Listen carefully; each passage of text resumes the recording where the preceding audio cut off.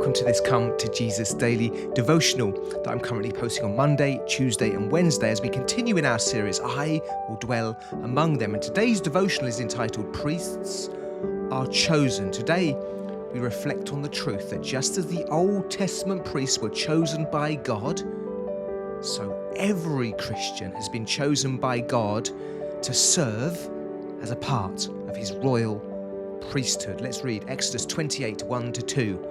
Have Aaron, your brother, brought to you from among the Israelites, along with his sons Nadab and Abihu, Eleazar and Ithamar, so they may serve me as priests.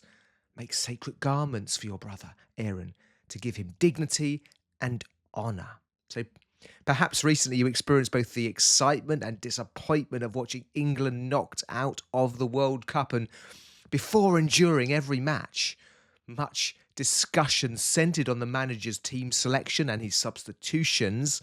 For a player being chosen, this must have been a tremendous honour. Being left out, right? It must have been deeply disappointing. Still harder, I imagine, is if you were a player or if you were substituted on and then people were criticising that someone else should have played instead of you. That must be deeply difficult. But do we understand that we've been chosen by God? Maybe we feel left out. Maybe we feel overlooked in the world or even by God. No, if we're priests, if we're Christians, it's because we've been chosen by God. And like Aaron, we've been chosen to be his priests, part of his priesthood. Let's read Hebrews 5, 1-4. Every priest is selected from among the people and is appointed to represent the people in matters related to God, to offer gifts and sacrifices for sins. He is able to deal gently with those who are ignorant and who are going astray, since he himself is subject to weakness. This is why he has to offer sacrifices for his own sins as well as for the sins of the people. And no one, it says here, no one takes this honour upon himself. He receives it when he's called by God, just as Aaron was.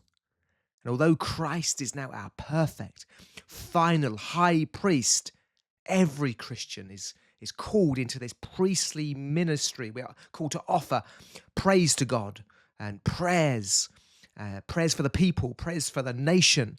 And through the faithful ministry of God's people, the church, our communities, and even the nations are blessed. And this is why Peter writes in 1 Peter 2:9, but you are a chosen people, a royal priesthood, a holy nation, God's special possession, that you may declare the praises of him who called you out of darkness into his wonderful light.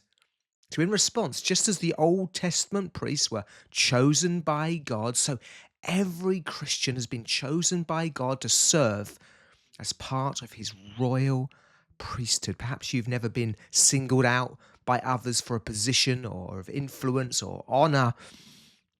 Many of us know what it feels like to be overlooked.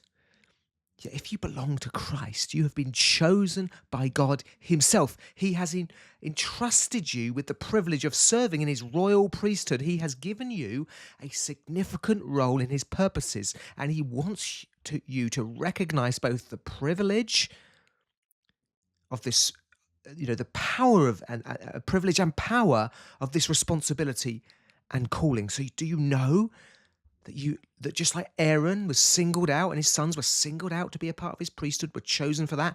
You've been chosen for that, As I said, too often we can feel hurt, particularly when we feel overlooked by others. This is painful for everyone and everybody feels it. But that kind of sense of rejection gains altogether greater weight and greater power and can dominate our lives, so we become bitter people when we feel overlooked.